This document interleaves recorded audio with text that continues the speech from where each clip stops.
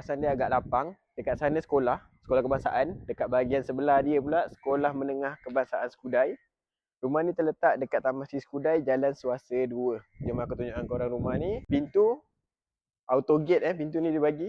Dah siap wire, tinggal korang letak mesin dia saja. Parking dia boleh muat 2 kereta, siap dengan awning, kita tarik sampai depan.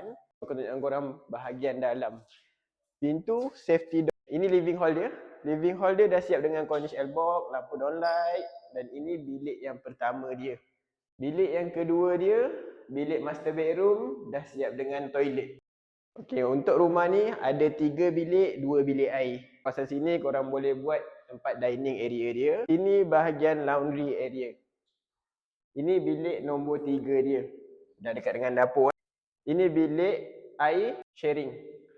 So ini kawasan kitchen area dia, dah siap dengan tabletop L shape, dah siap dengan kabinet, fully mozaik sampai atas.